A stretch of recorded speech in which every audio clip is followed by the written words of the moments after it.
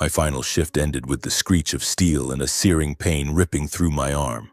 When I came to, I was lying in a cold, white hospital room, one side of my body wrapped tightly in bandages. Trembling, I picked up my phone and called my parents, the only people I still believed could help.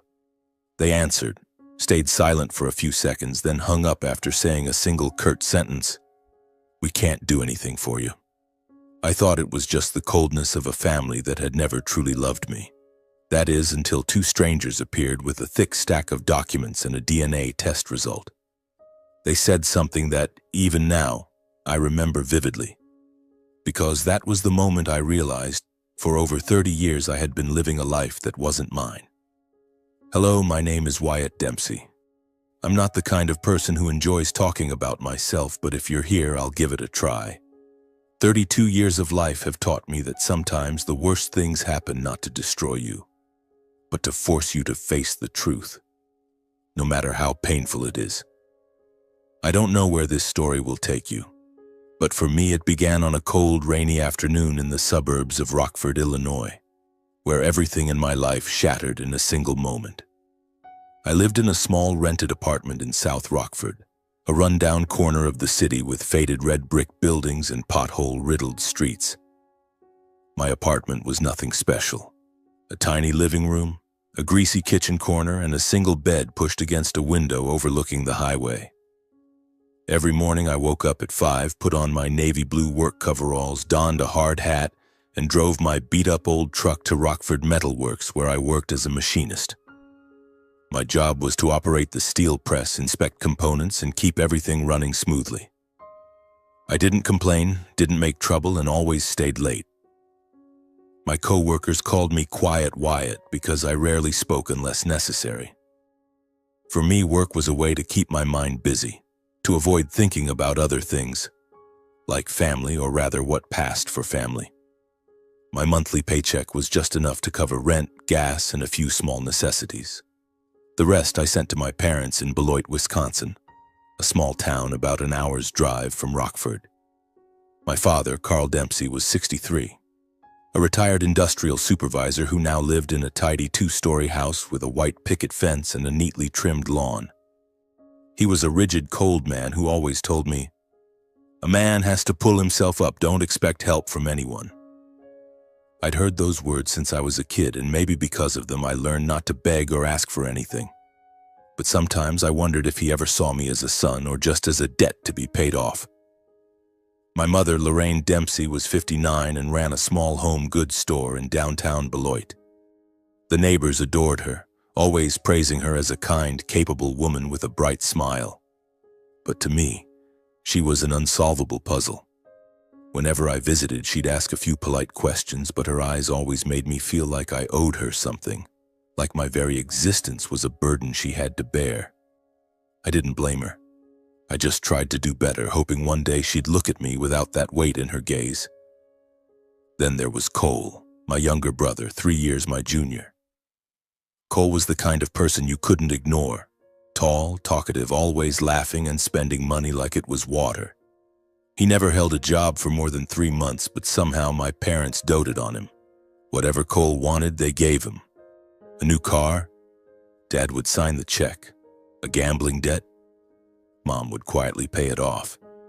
Meanwhile, I was still driving the same rickety truck from high school, and every penny I earned went toward keeping my life from falling apart. The Dempsey family was a strange picture, one where nothing was fair. I remember family dinners around the wooden table in the dining room. Cole would ramble on about some half-baked business idea, and my parents would nod and praise him like he'd invented the wheel. Me? I could talk about working overtime for a month to fix a machine at the factory, and my father would give a half-hearted nod while my mother glanced at me with a look that said, "What's that supposed to prove?" I learned to stay quiet, swallowing the words I wanted to say, hoping the meal would end quickly so I could retreat to my room. I'm not one to complain, but that favoritism cut into me like a small knife day after day. I used to think that if I tried hard enough, worked harder, was more dutiful, they might see me differently. But the older I got, the more I realized No matter what I did, I was just a faint shadow in their eyes. Cole was the light, and I was merely there to fill the background. That afternoon, the rain was pouring. The drops pounded the factory's tin roof, creating a steady rhythm that drowned out the noise of the machines.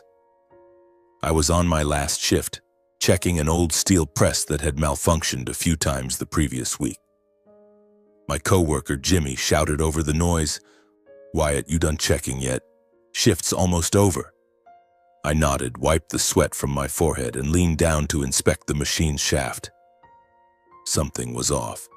A steel rod was jammed, causing the machine to shake abnormally. I reached in, trying to dislodge it, thinking it would only take a second. Then everything happened too fast. A sharp crack rang out, like the world exploding. The machine suddenly roared back to life, the steel shaft spinning at a terrifying speed. I barely had time to scream before it felt like my right arm was being devoured. The pain was so intense I couldn't breathe, couldn't think. I collapsed onto the floor, blood gushing from my arm, pooling red on the cold concrete.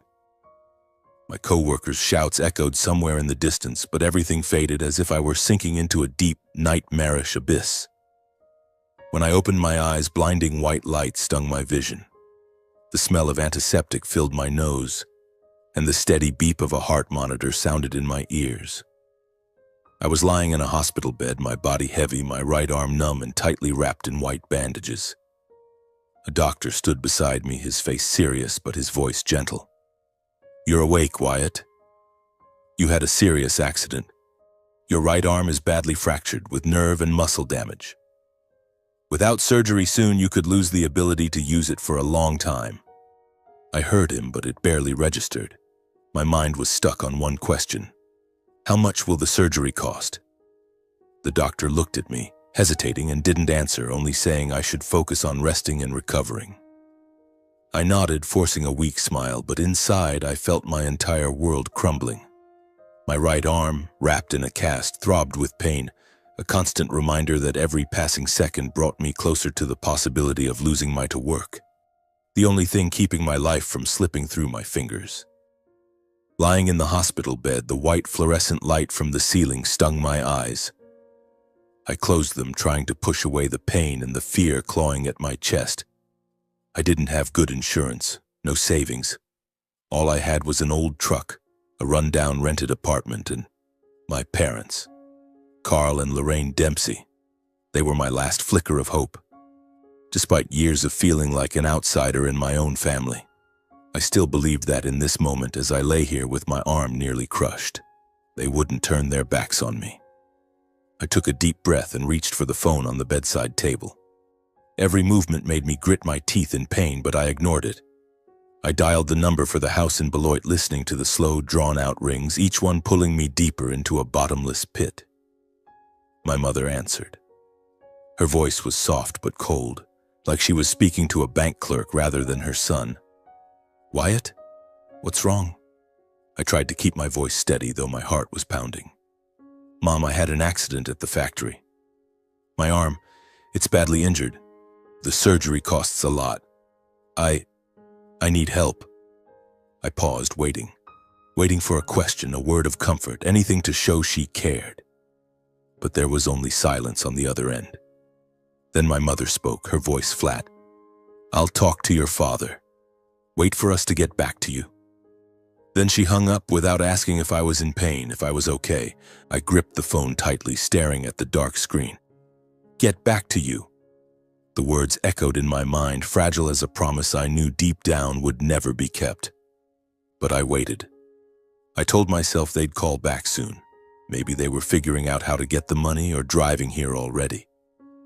I pictured my mother walking into the hospital room, taking my hand, and my father giving me a reassuring pat on the shoulder, saying everything would be all right. I clung to that image, even though deep inside I knew it was as distant as a dream I no longer had the faith to chase. Time dragged on.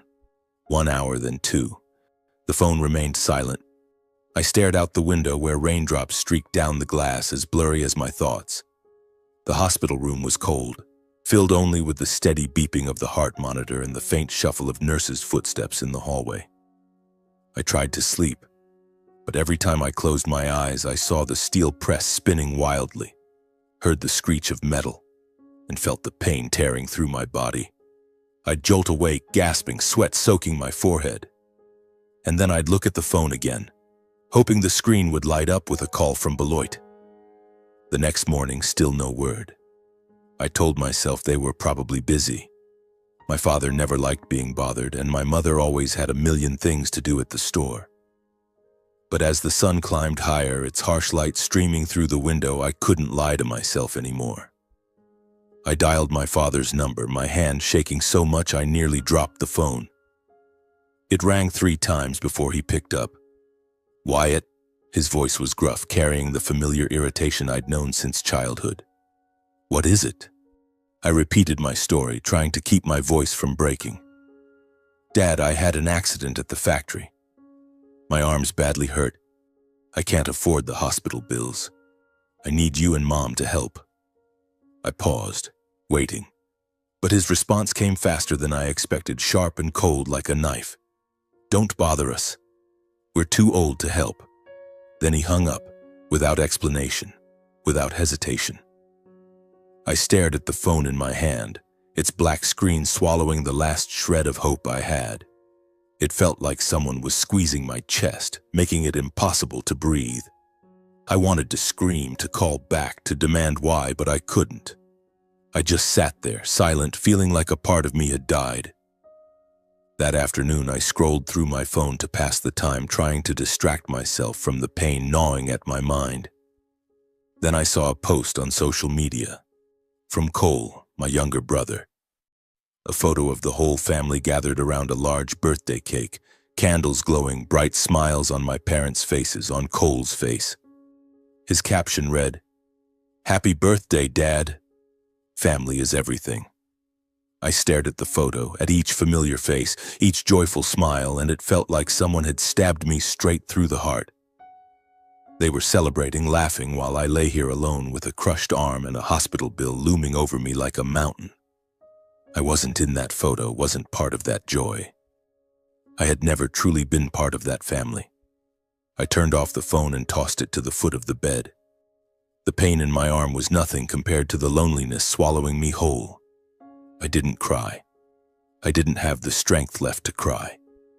I just sat there in the cold hospital room listening to the rain falling outside the window.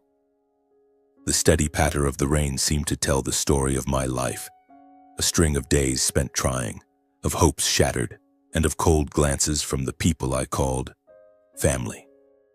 I remember the days when I was young, maybe 5 or 6 years old. In the kitchen, Mom was cooking, the smell of mashed potatoes and stewed meat filling the room. I stood nearby, clutching the edge of the table, watching her with eager eyes, hoping for praise because I'd neatly set the dinner table. But she only glanced at me, a faint smile on her lips. "Wyatt, why are you so slow? You should have finished ages ago."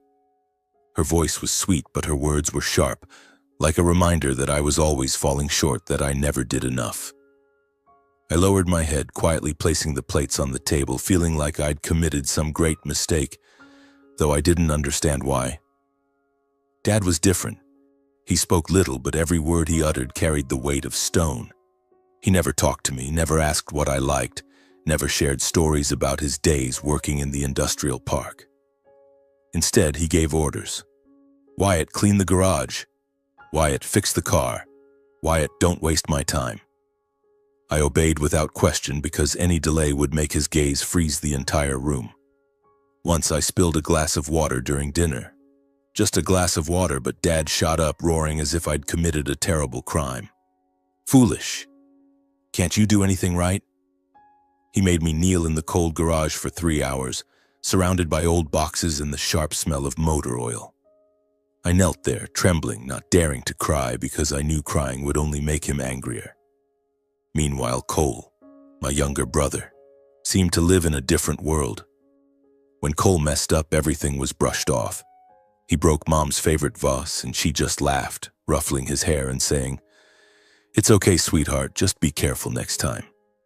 Cole lost his brand new bike, and Dad just shrugged, buying him another one the next week. Cole was the light in that house, while I was just a faint shadow, quietly doing everything to avoid being noticed, to avoid being blamed. My birthdays were the clearest proof of that difference. I remember my 8th birthday when I eagerly awaited a gift, anything, a toy car, a book, or even just a hug. But when I walked into the living room, Mom handed me an old, faded sweater that smelled of musty fabric. "It's Cole's, but he doesn't wear it anymore. Use it for now." I took the sweater, forcing a smile, but inside I felt hollow. No birthday cake, no candles, no words of celebration. Meanwhile, Cole's birthdays were always a grand event. The house sparkled with balloons, the table overflowed with sweets, and my parents beamed, taking pictures of him with expensive gifts. I stood in the corner of the room pretending to be busy, but really just hiding the tears welling in my eyes. As I grew older, I tried to find ways to please my parents. I thought if I was good enough, obedient enough, hardworking enough, they'd see me differently. In high school, I wanted to join the football team. I dreamed of afternoons running on the field, hearing cheers, feeling like I belonged somewhere. But when I told Mom, she gave a faint laugh, her eyes cold. "Football, that's for kids from well-off families, Wyatt. You should get a job at the auto shop, earn some money." I didn't argue because I knew arguing was pointless. So I spent my afternoons after school in the auto shop, hands stained with grease, while Cole was sent to college in the city, fully funded, with my parents boasting to relatives that he was the pride of the family. Every time I went home, I tried to do things to be noticed. I fixed the plumbing, mowed the lawn, repainted the fence, hoping just once to hear a thank you or see a nod of approval. But Dad stayed silent, and Mom glanced at me like my efforts were just obligations, not worthy of praise. I learned to endure swallowing my disappointment, telling myself that if I tried long enough, one day they'd see me, truly see me as their son. The most painful memory that haunts me is the evening after my high school graduation. I stood on the porch holding my diploma, filled with a mix of pride and hope. I'd worked hard, studied day and night to earn high grades, thinking this time my parents would look at me differently. But from inside the house, loud music blared. Cole was throwing a party with his friends, their laughter filling the air, lights from the living room spilling out into the yard. No one came out to see me. No one asked about my diploma. No one offered congratulations. I stood there under the dim streetlight, my shadow cast on the ground. The night air was cold, but not as cold as the loneliness crushing my heart. Now, lying in this hospital bed, those memories flood back like a sentence passed long ago. I was never truly their son in their eyes. What I called family was just an empty shell, one I tried to fill with futile hopes. I closed my eyes, feeling tears spill down my cheeks, not because of the pain in my arm, not because of the massive hospital bill. I cry for a truth I've tried to avoid for 30 years. Perhaps in all my life, I've never been truly loved. I open my eyes and look out the window. The rain still falls, steady like a mournful song about my life. In this cold hospital room, I feel like a lost child, unsure of where I belong. My parents abandoned me, not just today, but long ago. And I, despite trying my whole life, still haven't found a place to call home. Several days had passed since my father hung up with his curt, cold words. "Don't bother us." I no longer waited for a call. The phone lay silent at the foot of the bed, a lifeless object reminding me that the entire world seemed to have turned its back on me. My right arm, wrapped in a cast, still throbbed with pain, but I barely noticed. Physical pain couldn't compare to the emptiness gnawing at my heart. I lay there, staring at the ceiling, trying not to think, but memories surged like relentless waves crashing against the shore. That morning, faint sunlight slipped through the window, casting a pale glow on the white-tiled floor of the hospital room. I heard the nurse's footsteps, the clinking of her tray as she changed my bandages. Each time she touched my arm, I gritted my teeth but didn't cry out. I was used to enduring. She gave me a gentle smile, offering a few words of comfort, but I only nodded, not responding. I didn't want to talk, didn't want anyone's pity. I just wanted to be alone, to let the pain settle. Then the door swung open, startling me. 2 men walked in. stern, composed, in a way that told me they weren't ordinary visitors. One was tall, with salt and pepper hair, dressed in a gray suit. The other, younger, carried a thin stack of documents. They introduced themselves as agents from the FBI and the Rockford Police Department. My heart pounded, confusion swirling. I thought they might be here about the factory accident, perhaps a routine investigation into workplace safety. But their eyes, especially the older man's, carried something that unsettled me. "You're Wyatt Dempsey, correct?" the man with salt and pepper hair asked, his voice deep and clear. I nodded, trying to stay calm despite the storm brewing inside me. They asked me to confirm basic information: date of birth, place of birth, parents' names, social security number. I answered, my voice hoarse from days of little use. They took notes, nodded, but said nothing more. The air in the room grew heavy, as if something momentous was about to unfold. The younger man placed the stack of documents on the table, looked at me for a moment, then spoke with an oddly calm tone. "Mr. Wyatt, we're here to discuss an issue regarding your DNA records." I frowned, confused. DNA? I hadn't done anything wrong to warrant a DNA check. I wanted to ask, but my throat tightened. The older man continued, "When the hospital sent your blood sample to federal health authorities for insurance verification, your DNA was automatically scanned through the National Identification System. And it matched the profile of a child abduction case from over 30 years ago in New York." The world around me seemed to stop. I heard his words, but they sounded distant, muffled, as if coming from another realm. Abduction? 30 years ago? New York? I shook my head, grasping for a logical explanation. "You must be mistaken," I said, my voice trembling. "I was born here in Rockford. My parents are Carl and Lorraine Dempsey. I have nothing to do with New York." The man with salt and pepper hair didn't respond immediately. He opened the folder, pulled out a sheet of paper, and slid it toward me. It was a printout with a black and white photo of a boy about 2 years old. Big brown eyes, curly tousled hair, an innocent smile. I stared at the photo and my heart seemed to stop. That face. It was identical to mine as a child. I'd seen the rare photos my mother kept in old family albums. But this wasn't from her album. Below the photo, bold text read, "Weiner Whitmore, missing, son of businessman Nathaniel Whitmore and his wife Vivian Whitmore." My blood felt like it had turned to ice. "Weiner Whitmore?" I muttered, as if the name were a spell from another world. The younger man spoke, his voice gentle but certain. "Your biological parents, Nathaniel and Vivian, submitted DNA samples years ago, hoping one day to find their son. After nearly 3 decades through federal database matching, we discovered your blood sample is a perfect match to their profile." I couldn't speak. My mind was blank save for one sentence looping like a broken record. "So for 30 years I've been living in a family that isn't mine." I wanted to laugh, to think this was a joke, but the serious expressions of the 2 men left no room for doubt. They weren't lying. They weren't mistaken.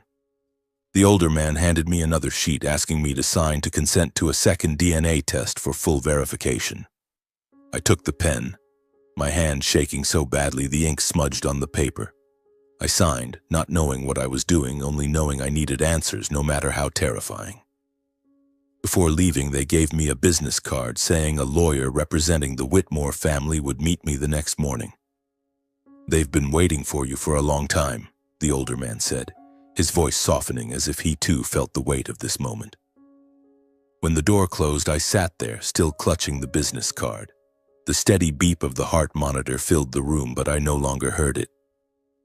Nathaniel Whitmore, Vivian Whitmore. Names so foreign, yet tied to me by an invisible thread I couldn't comprehend. I thought back to the years of being belittled, called useless, the cold glares from Carl, the sweet but cutting words from Lorraine. I remembered the family dinners where I never belonged, the birthdays without cake or gifts.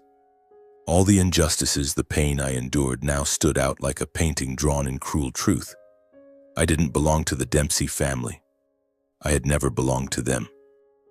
The business card from the lawyer representing the Whitmore family remained in my hand, its edges crumpled from being clutched too long. I stared at it, the tiny letters dancing before my eyes. I couldn't sleep that night. The steady beeping of the heart monitor mingled with the sound of rain outside the window, but it only made me feel more lost. Who was I? Wyatt Dempsey, the machinist from Rockford, or Weiner Whitmore, a child stolen from New York? The question burrowed deep into my mind unanswered. The next morning, pale sunlight filtered through the curtains, casting a faint glow on the cold, tiled floor. I was trying to eat a sandwich the nurse had brought when the door opened. A man walked in, about 50 years old, dressed in a sharp navy suit, his hair neatly combed, his eyes keen but not cold. He introduced himself as James Hartley, the lawyer for the Whitmore family. He held a thick stack of documents, and his voice, though calm, carried a weight that made me sit up straight instinctively. "Mr. Wyatt," he began, his tone deep and clear, "the second DNA test has confirmed it. You are Weiner Whitmore, the long-lost son of Nathaniel and Vivian Whitmore. The match is absolute, with no margin of error." He slid the stack of documents toward me. On top was a sheet filled with numbers and charts I couldn't decipher, but the bolded line at the bottom seared into my eyes. Probability of match, 99%. I stared at the paper, my hands trembling, unable to find words. Weiner Whitmore. That was me. Yet I still couldn't believe it. Mr. Hartley continued, "Nathaniel Whitmore has been informed. He's on his way from New York to see you. He's eager to meet you." His voice softened, as if he understood that these words weren't just information. They were a bomb shattering my entire world. I nodded, speechless, because I didn't know what to say. Meeting my real father, a man I never knew existed? I felt like I was standing on the edge of a cliff, unsure where the next step would lead. That afternoon, the door opened again. I looked up, and this time it wasn't a nurse or a lawyer. It was an older man, his hair streaked with silver, wearing a gray wool coat, his deep brown eyes brimming with emotion. Before I could speak, he introduced himself as Nathaniel Whitmore, my biological father. He stood just a few steps away, his gaze lingering as if memorizing every detail of my face. I looked back at him, my heart pounding, my mind a whirlwind. I wanted to call him Dad, but the word caught in my throat. To me, he was still a stranger, though his eyes seemed to say otherwise. "Weiner," he said softly, his voice trembling. He stepped closer, sitting in the chair beside my bed, his hands clasped tightly as if trying to hold back his emotions. I didn't know how to respond. I just looked at him, searching his face for something familiar, some clue about who I really was. But all I saw were his red-rimmed eyes, reflecting a pain and hope I couldn't fully grasp. Mr. Hartley, standing in the corner of the room, began to explain. And what he said tore apart everything I thought I knew about my life. 30 years ago, when I, Weiner Whitmore, was 2 years old, I was kidnapped from my family's home in Albany, New York. 3 days later, the first ransom call came, demanding $500,000. My parents, Nathaniel and Vivian, paid, but I wasn't returned. 6 months later, another call demanded $1 million. They paid again, clinging to the faint hope that I was still alive. 2 years later, a third ransom demand asked for $1.5 million. In total, $3 million was extorted, but I remained missing. The kidnappers threatened to kill me if the police were involved, so my parents acted in secrecy. When the authorities finally stepped in, all traces had been erased. The intermediary accounts were fake, and no reliable leads remained. The case became one of New York's longest-standing missing persons cases, and no one expected I was still alive. Then Mr. Hartley said something that froze me. The FBI has identified the kidnappers. They were Carl and Lorraine Dempsey, the people you've called your parents for 30 years. My blood seemed to stop flowing. Carl, the cold man who always barked orders at me. Lorraine, the woman with her fake smile and disdainful glances. They had worked seasonal jobs for the Whitmore family, Carl as a security guard in their residential complex, Lorraine as a part-time housekeeper. They knew the family's routines and schedules intimately. After taking the money, they fled New York, changed their identities, obtained fake documents, and created a new birth certificate for me under the name Wyatt Dempsey, claiming I was born in Illinois. With those forged papers, I was enrolled in school and raised as a normal child, with no one suspecting anything for nearly 3 decades. I sat there, stunned, each word like a knife slicing into my heart. The people I called my parents, the ones who had just abandoned me in this hospital, were the ones who had stolen me from my real family. They didn't just take my childhood. They built an entire lie to cover their crime. Every cold glance, every insult, every moment I felt I didn't belong. It all made sense now. They didn't love me because I wasn't their son. I was just a commodity, a secret they had to keep hidden.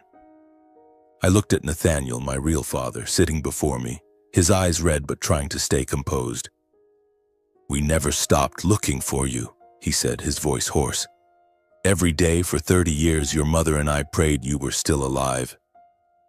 I wanted to say something to comfort him, but I couldn't. The words caught in my throat, and all I felt was a storm inside, anger, pain, and an emptiness I couldn't name. A few weeks later, I was discharged from the hospital. My right arm, still in a cast, ached with every movement, a constant reminder of that fateful day at the factory. But my body had stabilized enough to leave the cold hospital room behind. Throughout that time, Nathaniel was by my side. He arranged for a private doctor, covered all the surgery costs, and never pressured me to call him Dad. He simply showed up every day bringing coffee, newspapers, or sometimes just sitting beside me, sharing stories about New York that I'd never known. I could sense his patience, as if he understood I needed time to accept the truth, that I wasn't Wyatt Dempsey but Weiner Whitmore, the son he'd lost for nearly 3 decades. Yet no matter how gentle Nathaniel was, I couldn't shake the storm raging inside me. Every night I lay in bed staring at the ceiling, and memories of Carl and Lorraine flooded back vividly. Carl's cold glares, Lorraine's fake smiles, their sharp words like knives. They were the ones who raised me, but also the ones who stole me, making me part of their lie. I didn't know what to feel: anger, pain, or just emptiness. But one thing was clear. I needed to confront them. Not to forgive, not to accuse, but to hear the truth from their own mouths.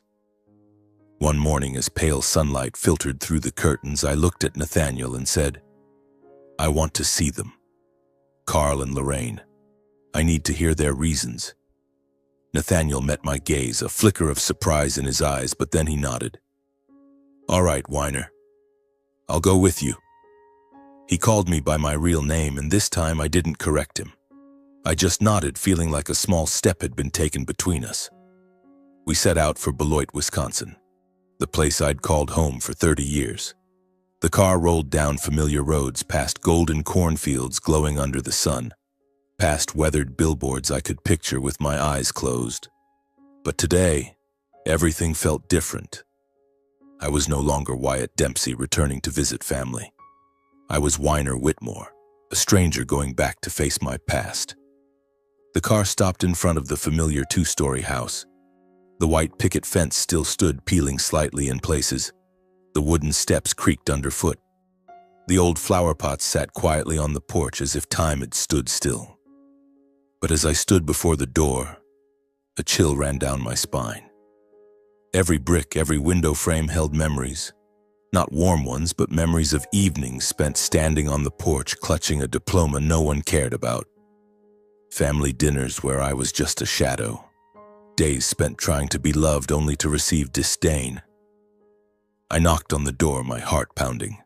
Nathaniel stood behind me, silent, but his presence gave me strength. The door opened and Lorraine appeared. She froze, her eyes widening as if she'd seen a ghost. "Wyatt," she whispered, her voice trembling. Before I could respond, Carl stepped out from the living room, his eyes wary, as cold as ever. But this time I didn't look away. I met their gazes, and for the first time I saw a flicker of fear in their eyes. We stepped into the living room.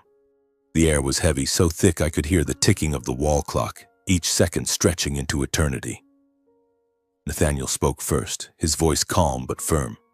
"I'm sure you remember me.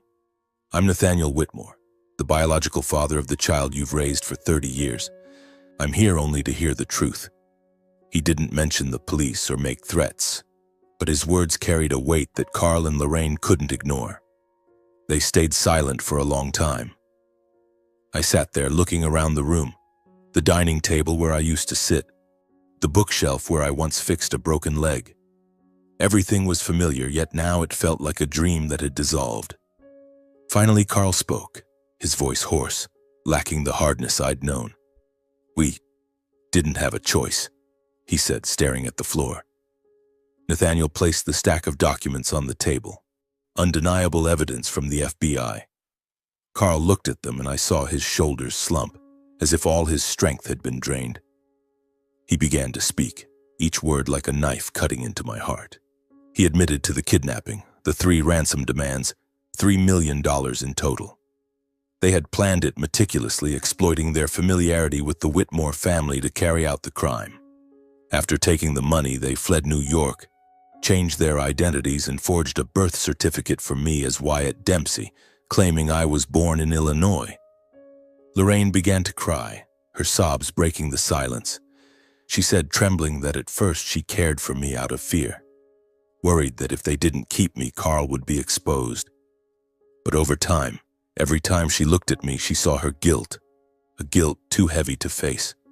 To cope, she became cold, controlling, and disdainful, as if blaming me would ease her pain. Carl was different. To him, I was living proof of their crime, a dangerous liability he had to keep hidden until his dying day. I listened, but it felt like I was no longer myself. Each word they spoke peeled back layers of my childhood memories, revealing a raw truth. I was just a tool, a secret, a lie. I looked around the house, everything familiar yet now utterly foreign. I stood up, my voice low and resolute. "If you had ever truly loved me, you would have told the truth long ago. Instead, you let me live in a lie." Lorraine burst into tears, trying to step closer, but I backed away. Carl bowed his head, avoiding Nathaniel's gaze. Nathaniel stood behind me, silent, but his eyes said everything. The pain of nearly 3 decades of waiting, loss, and finally finding his son again. The conversation dragged on in tension, each word, each silence cutting deeper into the past of the 4 people in that room. The air in the room was heavy, as if the entire world was holding its breath.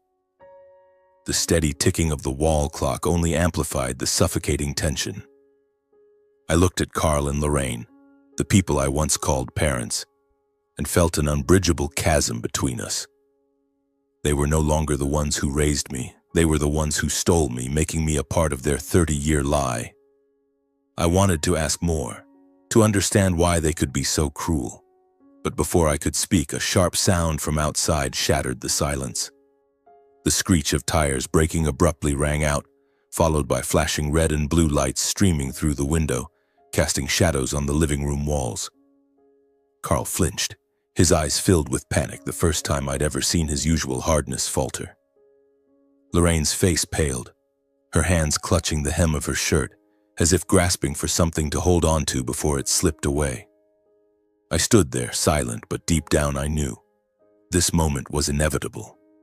Nathaniel stood calmly behind me, his gaze steady, but I could sense his resolve. He had waited too long for this day. "Federal agents, open the door." The command echoed from the front yard, sharp as a blade. The flashing lights from the police cars flooded the room, illuminating the faces of the 4 people inside. 2 criminals, a father who had waited 30 years, and me, a son whose childhood had been stolen. I looked at Lorraine, tears streaming down her face, but this time I felt nothing. No anger, no pity, just a cold emptiness in my chest. The door swung open. 3 FBI agents stepped in, 2 in black jackets, the 3rd holding a thick file. They ordered everyone to stay in place, their voices leaving no room for resistance. Carl stood frozen, his hands hanging limply as if all his will had drained away. Lorraine collapsed into a chair, her trembling hands covering her face, her sobs choked and broken.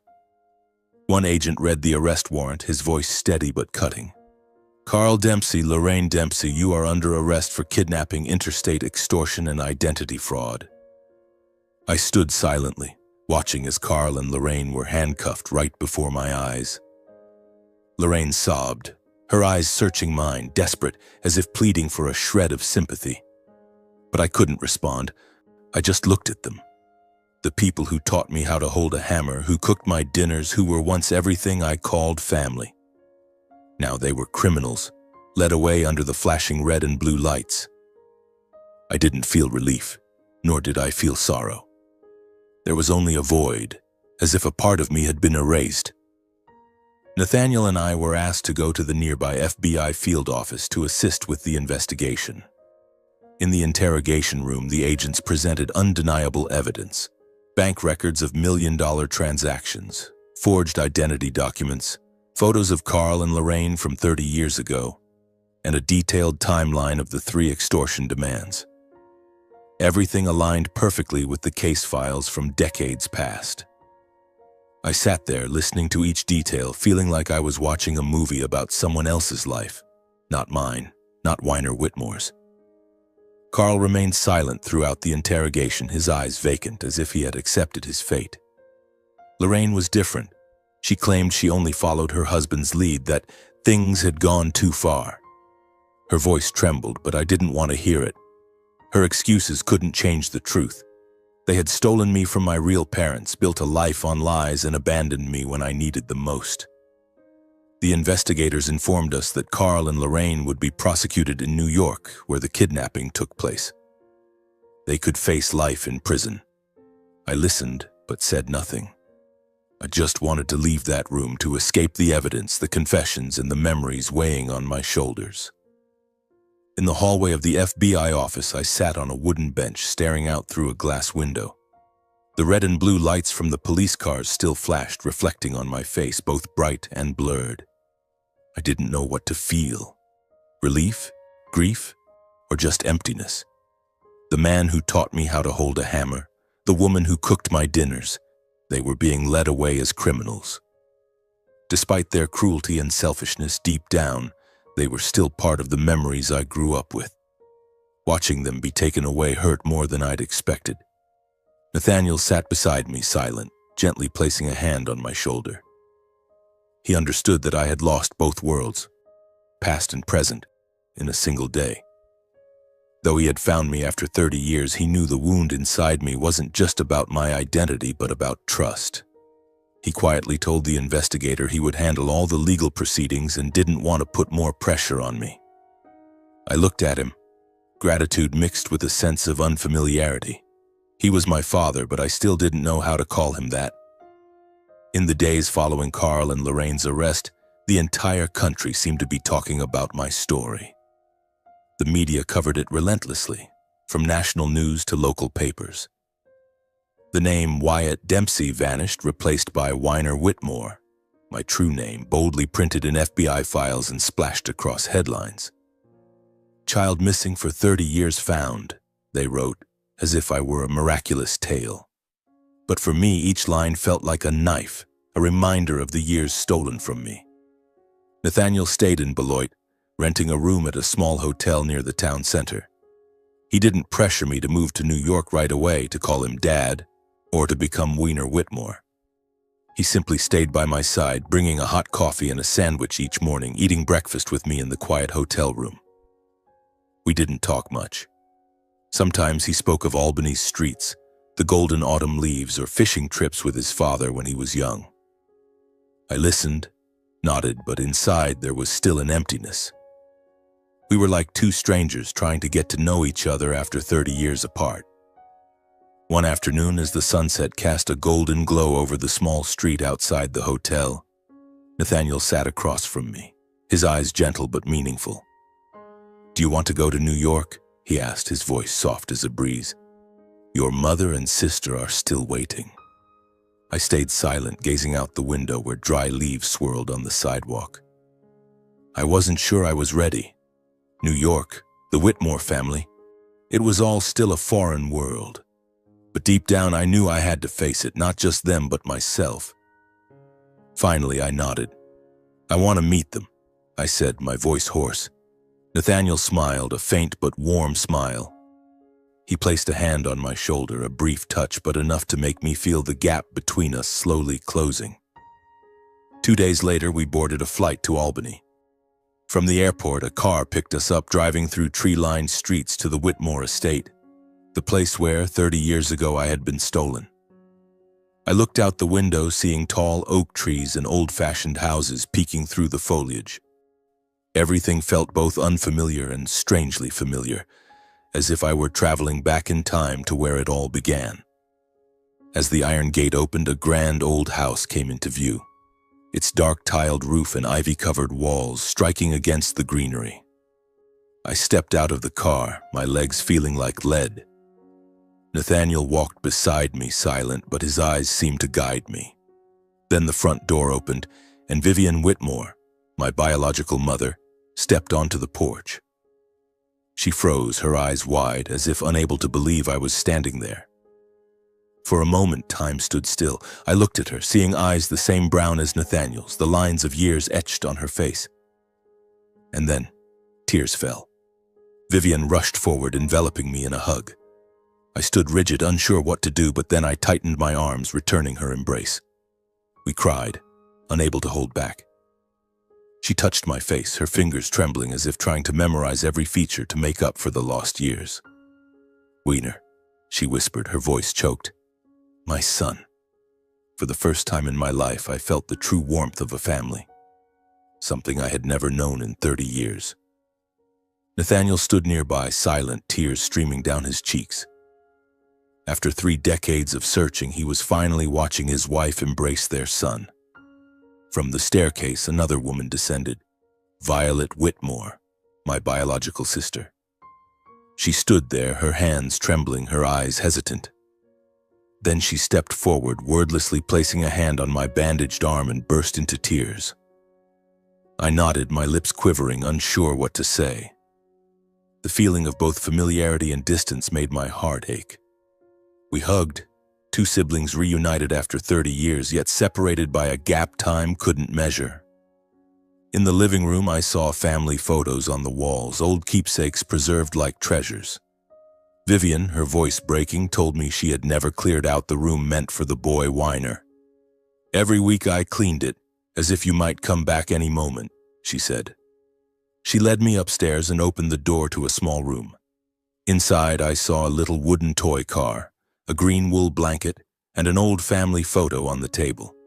I sank to my knees, touching the toy, feeling as if I were touching a piece of my stolen childhood. Tears fell, too fast to wipe away. That evening, we gathered for our first meal together in 30 years. No music, no fanfare.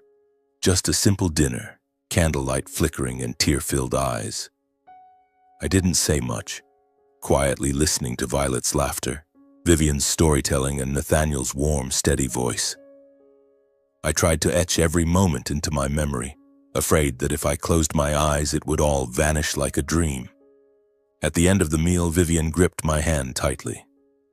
"Nothing can make up for the years we lost," she said, her voice trembling. "But we'll spend the rest of our lives trying." Nathaniel looked at us, his eyes shining but tinged with sorrow. I nodded slightly, saying nothing. The pain inside me hadn't vanished, but for the first time I felt I truly had a place to call home. The trial of Carl and Lorraine Dempsey quickly became the focus of the nation. Television broadcasts and front-page articles all screamed the same headline: 30-year-old kidnapping case finally closed. The name Wyatt Dempsey was erased from all documents, replaced by Weiner Whitmore, as if I were stepping into a new life, a new identity. But for me, every line in the newspapers, every comment on TV, was a painful reminder that I had lived a lie for nearly 3 decades. The case was transferred to the federal court in New York, where it all began.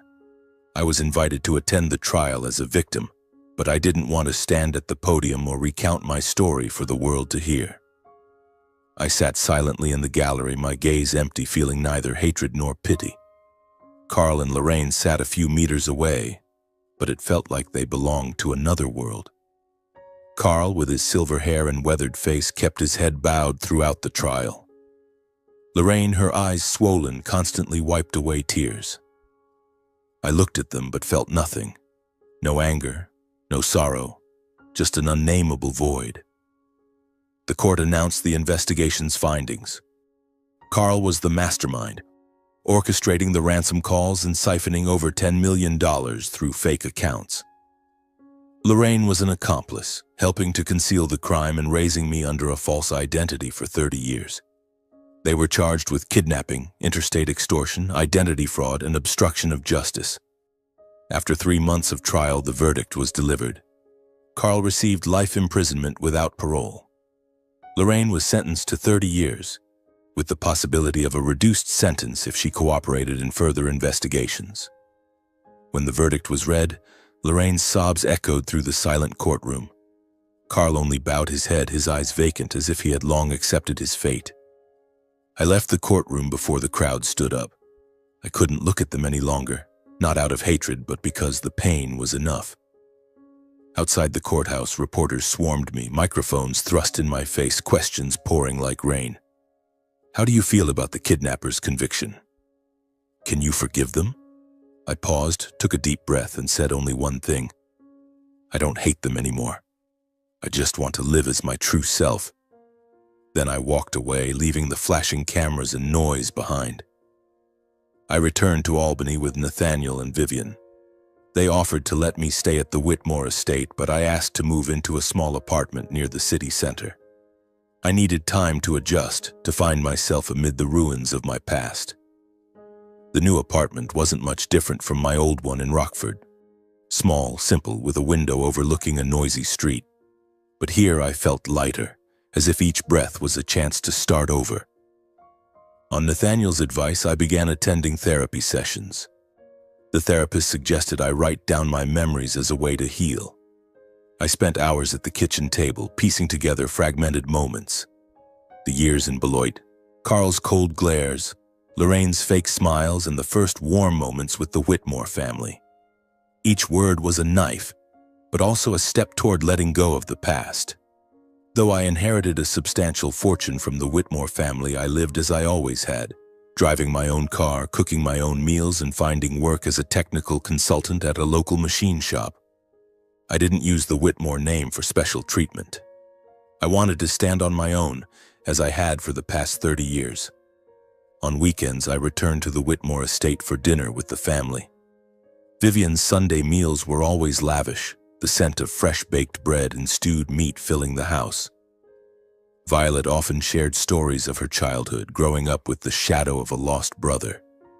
She spoke of times she looked into my old room, imagining I was still there. Nathaniel took time to tell me about the family business, not pressuring me to take it over, but wanting me to understand our legacy. I listened, nodded, and slowly I felt a connection I'd never had before. That night, I sat on the porch watching the city lights reflect in my steaming coffee. My life had come full circle, from darkness to light.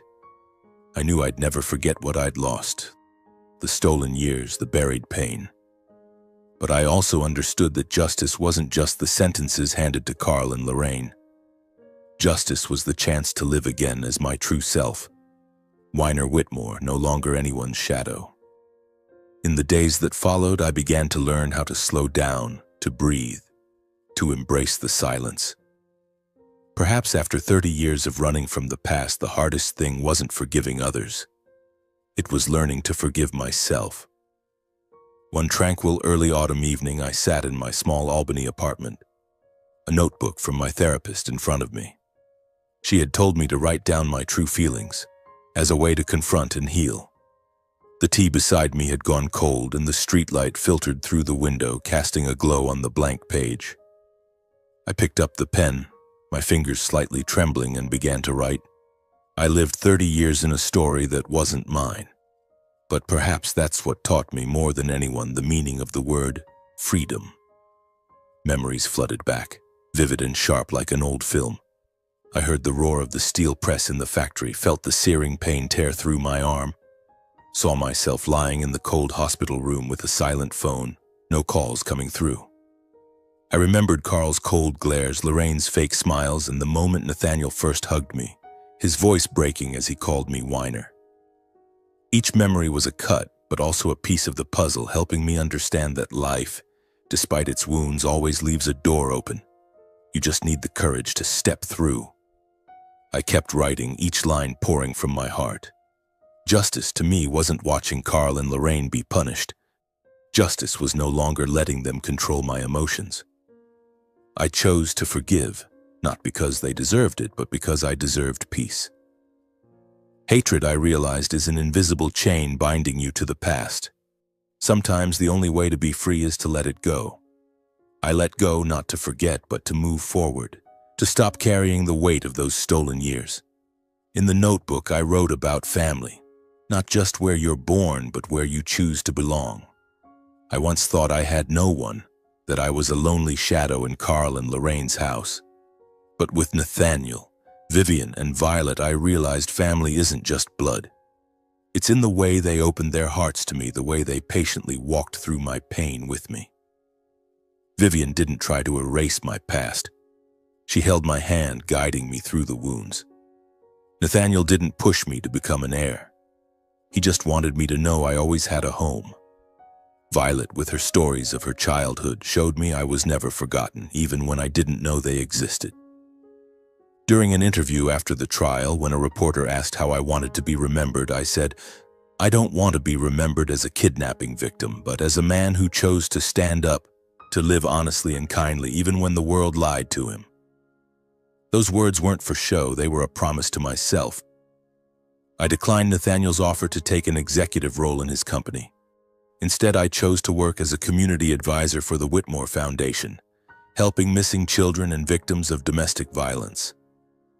To me, helping them find themselves was the best way to know I was truly healing. One day, I was invited to speak at a local university. Standing before hundreds of students, I looked into their young, hopeful eyes and said, "Sometimes we can't choose where we come from, but we can always choose how we live afterward." I shared my journey not to boast, but to show them that life, however harsh, always has an escape. I urged them to cherish the simple things, a home, a meal, someone willing to listen, because those were what I'd lost for 30 years. And I emphasized, don't let your past define you. It's where you came from, not where you have to stay. As dawn broke, I closed the notebook. I stepped onto the balcony, feeling the cool late autumn breeze. The sky was shifting colors, the radiant sunrise filtering through the trees like the light I once thought I'd never see again. I took a deep breath, and for the first time I felt lighter. I was no longer the stolen child, no longer Wyatt Dempsey living a lie. I was Weiner Whitmore, a man who had found himself amidst the fragments of his past. Standing on the balcony, watching the first rays of dawn pierce through the trees, vibrant and warm, I reflected on my life. After 30 years, it had taught me that justice isn't just a verdict in a courtroom. It's the truth laid bare, no matter how painful. Love isn't just in blood ties, but in the way people choose to stay, to hold hands through wounds. And happiness sometimes isn't about reclaiming what was lost, but learning to cherish what remains. A home, a meal, a sincere glance. I, Weiner Whitmore, had found light among the broken pieces, and I knew that with enough courage anyone could do the same.